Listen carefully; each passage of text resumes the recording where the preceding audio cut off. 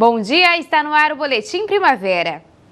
Foi uma noite de quinta-feira e início de madrugada de sexta que deixou o sul catarinense preocupado. Criminosos desencadearam uma série de ações terroristas pela região. Para se ter uma ideia da audácia dos marginais, uma viatura da Polícia Militar foi incendiada. Uma série de atentados atingiu a região sul do estado de Santa Catarina. Começou com uma viatura que havia sido incendiada por criminosos em Criciúma e até o momento segue sem identificação dos autores do crime. É uma viatura que estava numa oficina, uma oficina, foi terceirizado um serviço de viatura, do serviço de pintura, e lá nessa oficina os meliantes chegaram, renderam o dono da oficina e atearam fogo na viatura. Nós aqui em Sara e Balneário Rincão estamos fazendo operações constantes, Tivemos mais um atentado na Barra Velha, um bairro do Rincão, onde os meliantes tentaram atear fogo lá e o fogo foi sanado. Lá, os populares conseguiram apagar o fogo ali numa base desativada da Polícia Militar. O comunicado veio do Comando Geral, que desencadeou uma operação, já que o setor de inteligência da Polícia Militar identificou que possíveis ataques realmente poderiam ocorrer em todo o estado. No norte do estado de Santa Catarina, teve já 2 policiais que vieram a óbito, os policiais que estavam de folga. Já teve outros atentados em órgãos de segurança, então a Polícia Militar já tomou conhecimento, já veio da Secretaria de Segurança Pública todas as informações relativas a essa situação, e o comandante-geral emitiu essa nota para que o estado inteiro ficasse de precaução com relação aos órgãos de segurança e efetivamente com o efetivo da Polícia Militar, os nossos policiais militares. Agora, toda a ajuda da população é fundamental para tentar chegar aos responsáveis o mais rápido possível. Toda a informação vinda da população é importante, como no caso da situação da viatura. A situação da viatura ali, qualquer tipo de informação que a população, que os moradores ao redor ali que moram na região, ou que chegar qualquer tipo de conhecimento, que traga esse conhecimento para a Polícia Militar, que a Polícia Militar vai dar direcionamento a essas informações na busca de capturar esses meliantes e manter a tranquilidade na nossa região. E na divisa entre os bairros São Francisco e Imperatriz, uma ponte foi incendiada pelos criminosos. A estrutura ficou comprometida. Confira. A ponte liga os bairros São Francisco e Imperatriz. Na noite de ontem, por volta das 11h40, foi alvo de vândalos. Entulhos foram colocados na ponte e, na sequência, os materiais foram incendiados. O Corpo de Bombeiros esteve no local para combater as chamas e aproximadamente 150 litros de água foram utilizados na ocorrência. A área foi isolada pelos bombeiros, já que a estrutura ficou comprometida. Até o momento, nenhum suspeito pelo ato foi encontrado. E com o tema Educação e Paz, a Secretaria de Educação de Cocal do Sul realizará na segunda-feira, às 8 horas da manhã, na Praça Central, a abertura da Semana da Pátria com o hasteamento das bandeiras do Brasil, de Santa Catarina e Cocal do Sul. O ato contará com a participação de autoridades e representantes das escolas municipais. O desfile cívico acontecerá no dia 7 de setembro, às 8 horas da manhã, na Avenida Polidoro Santiago. A programação contará com a apresentação de mais de 30 escolas e entidades. Já em Criciúma, as atividades alusivas à independência do Brasil iniciaram no dia de hoje. Um desfile cívico-militar foi realizado no distrito do Rio Maina, mais precisamente na Avenida dos Imigrantes. No dia 7 de setembro, quinta-feira, às 8 horas da manhã, mais um desfile será realizado, desta vez no Parque das Nações Cincinato Naspolini. O tema central das atividades será Educação, a esperança de transformação.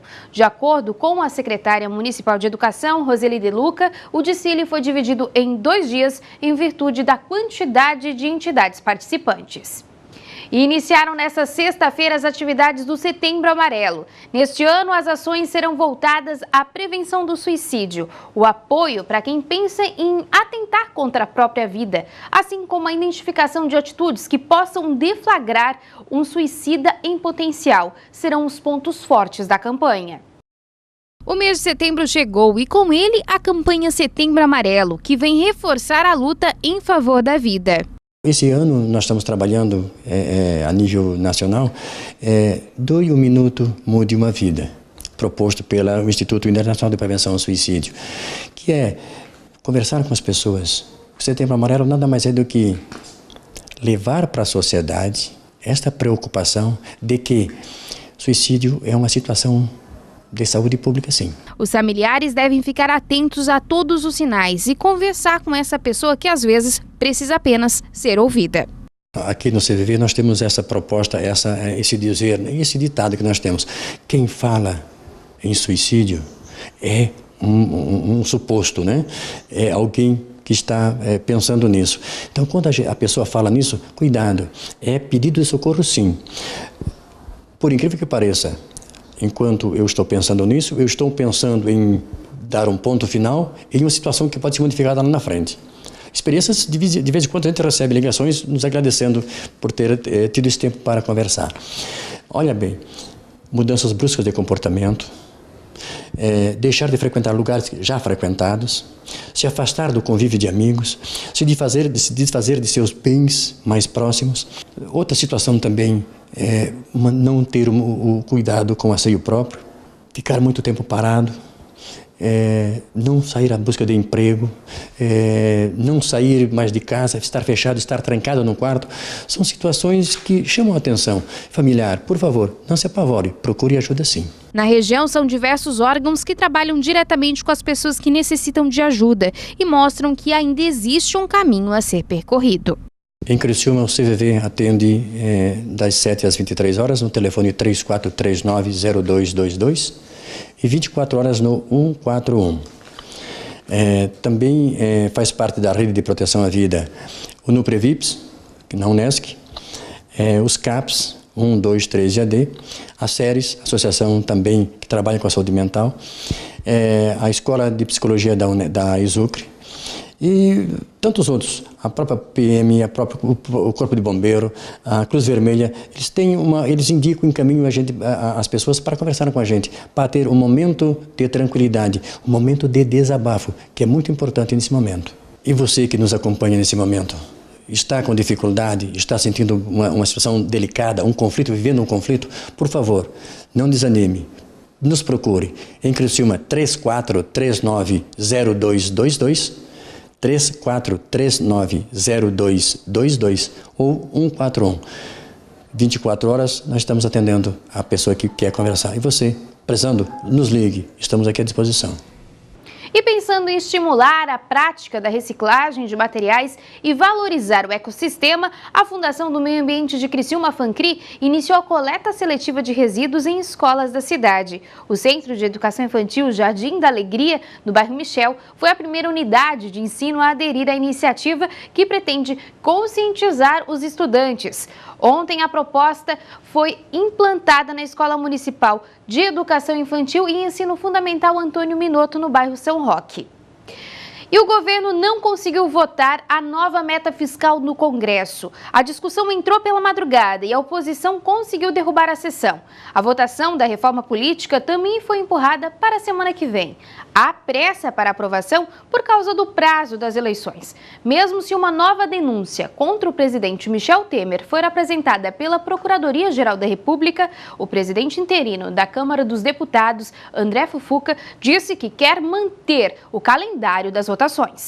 A quinta-feira começou com a expectativa do envio do orçamento do ano que vem pelo governo para o Congresso Nacional. Mas o presidente em exercício, Rodrigo Maia, demorou a assinar a proposta de lei orçamentária que legalmente teria que ser enviada hoje. Até o final da tarde, não havia definição sobre quando seria a entrega formal do documento ao presidente do Congresso, Eunício Oliveira, do PMDB. Atraso que deixou Maia numa saia justa com a equipe econômica, que está em viagem acompanhando Michel Temer à China. O presidente interino estava cumprindo a agenda na região serrana do Rio. A derrota na madrugada desta quarta-feira foi inesperada. A votação da nova meta fiscal até que caminhava bem. Por volta das 2 da manhã, o texto base chegou a ser aprovado.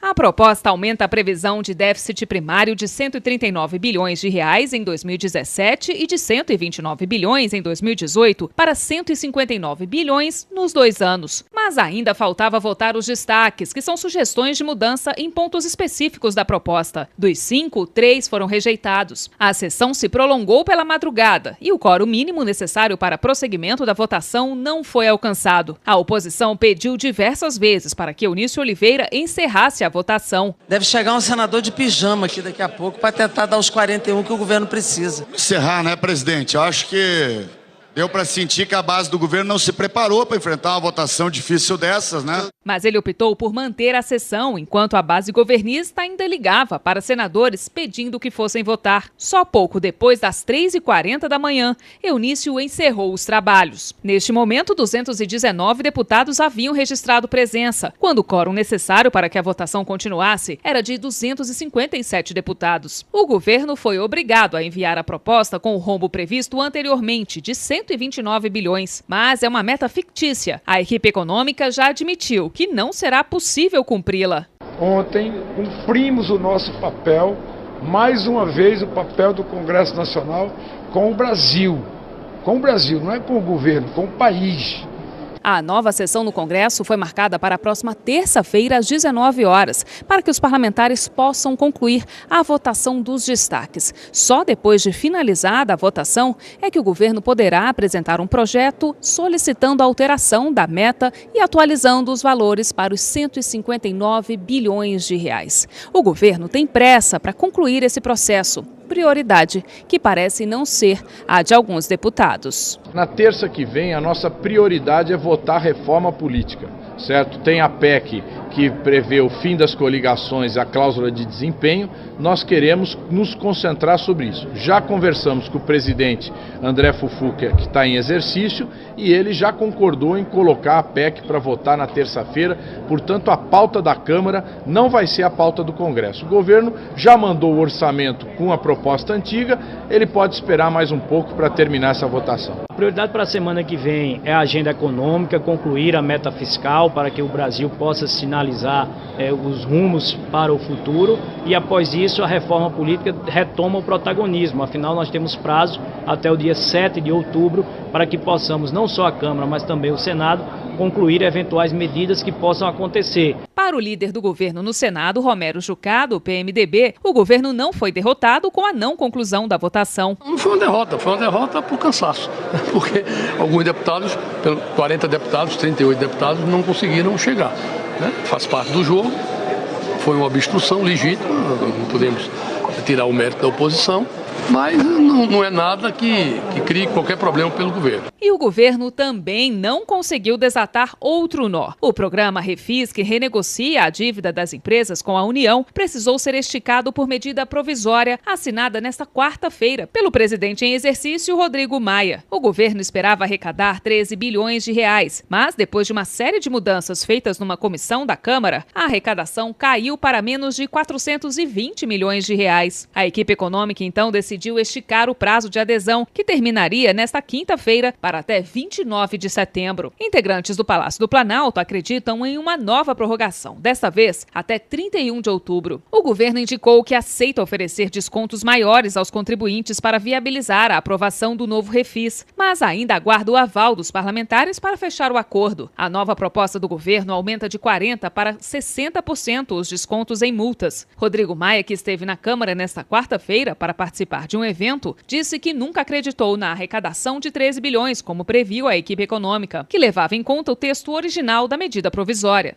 Eu acho que o acordo que está se construindo no Refis, pelo que eu estou vendo, ele vai chegar muito perto da meta que está proposta. Eu nunca achei que o governo teria capacidade de arrecadar 13 bi, mas está aí na ordem de 7, 8, 9 bi, acho que é um número importante. Já se arrecadou, parece 4 bi, né? A equipe econômica tem que entender também que tem uma realidade do ponto de vista fiscal e tem uma realidade do ponto de vista da economia, da vida das pessoas. O que não andou mesmo e já era esperado foi a reforma política. Sem votos suficientes para aprovar os pontos principais, como a mudança do sistema eleitoral, a criação de um fundo para financiar campanhas, a cláusula de barreiras e o fim das coligações, os deputados adiaram tudo para a semana que vem. Semana que é curta por causa do feriado de 7 de setembro. Lembrando que o prazo para qualquer mudança valer para as eleições de 2018 termina no dia 7 de outubro. O presidente da Câmara em exercício, André Fufuca, do PP, falou sobre a expectativa dele para a semana que vem e disse que não acredita que a Câmara vai viver um momento de paralisia, caso uma nova denúncia contra o presidente Michel Temer seja apresentada na semana que vem.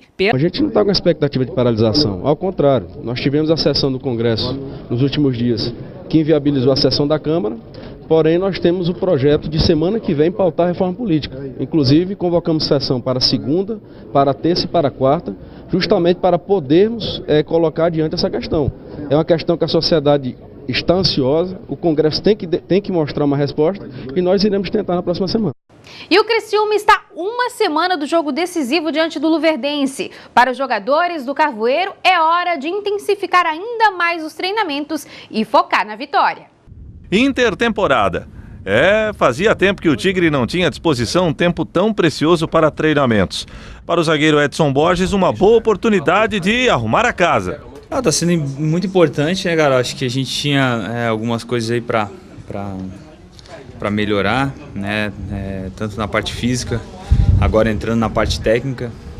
Acho que o Luciano está tirando o melhor proveito disso aí para colocar a gente de novo nos trilhos aí, como a gente costuma falar, né? Na parte física, porque a gente vai ter uma sequência aí grande de novo. E nessa nova retomada que a gente vai ter é importante demais, a gente está bem fisicamente, a gente está inteiro para aguentar aí esse ritmo que vai vir de jogos, e tanto nos jogos mesmo a gente está fazendo de novo essa parte física aí de defesa e ataque que a gente deixou um pouquinho a desejar nesses últimos jogos. Mas para casa ficar nos trinques, o Tigre quer mesmo arrumar uma vaguinha no G4. Para isso, o Tricolor terá que fazer nesta segunda fase da competição uma campanha melhor da apresentada no primeiro turno. Será que é possível?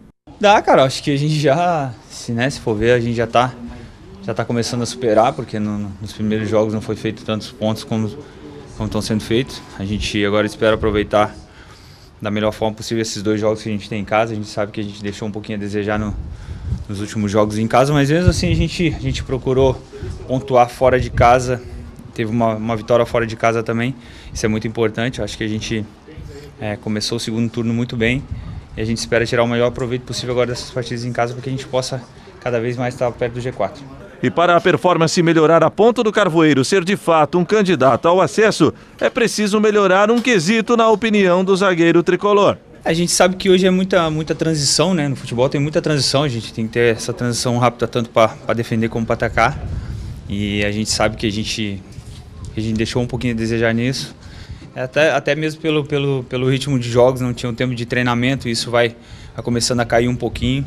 E para que esta transição seja perfeita, é preciso que a zaga esteja afinada. Missão para Luiz Carlos Vinck, que vai precisar entrosar a experiência de Edson Borges com a juventude da gurizada da base, que briga por posição na zaga. A gente sabe que hoje a idade não é tão importante mais. Estão aí para ajudar, o professor também está satisfeito com isso, que eles estão se entregando o máximo possível. A gente também fica feliz, que a gente sabe que se acontecer algum imprevisto aí a gente pode contar com eles. Eu acho que o grupo é isso aí, o grupo tem que estar todo mundo numa unidade só forte, e acho que é isso que leva a gente a grandes coisas. Boletim Primavera deste sábado vai ficando por aqui. Mais informações a qualquer momento em nossa programação. A você, um ótimo final de semana.